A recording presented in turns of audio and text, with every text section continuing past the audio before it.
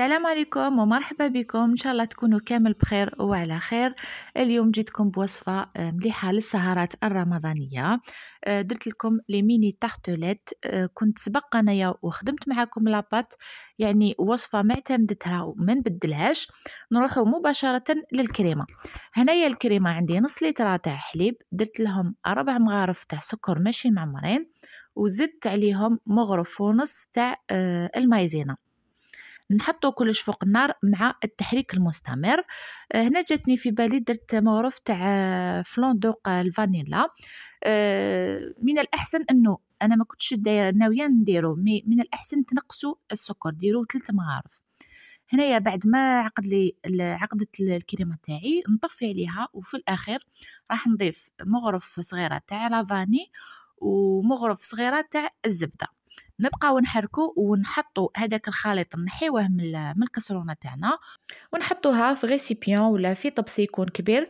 نغطيو هذاك السطح كامل بابي فيلم باش ما تشكلناش هذيك القشره. راح نخليو لاكريم تاعنا تبرد وتحكم روحها وتريح، يعني تاخد وقتها.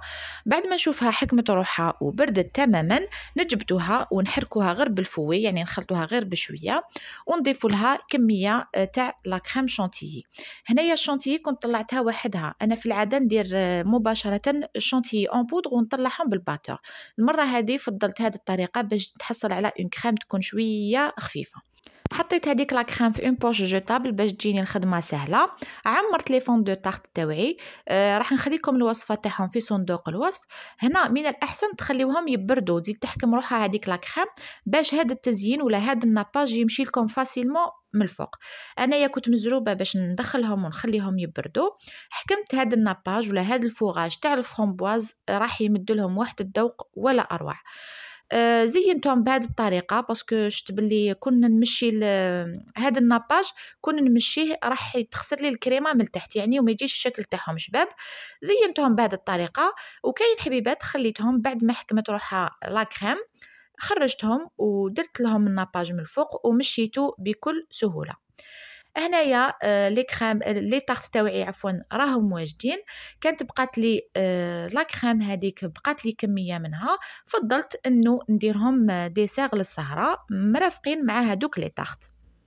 واش درت؟ حكمت حبيبات تاع لي فريس كانوا بقاولي، قطعتهم وزدت عليهم شويه تاع جو تاع تشينا مع مغرف صغيره تاع سكر، يعني ما حبيتهمش يجوا حلوين بزاف، وشويه تاع لافاني. خليتهم يعني حتى تلقوا هذاك الجو تاعهم، وحطيتهم في دي فيغين كيما راكم تشوفوا. في الاخير راح نضيف مباشره فوق هذيك الطبقه تاع لي فريز هذيك الكريمه اللي كانت بقات لي. هنا الا عندكم غاطو يعني اي نوع تاع غاطو قطعوه وديروه بين الطبقات، راح يجيكم تاني يجي تاني الشكل تاعكم شباب. هذه هي كانت الوصفه تاع نهار اليوم.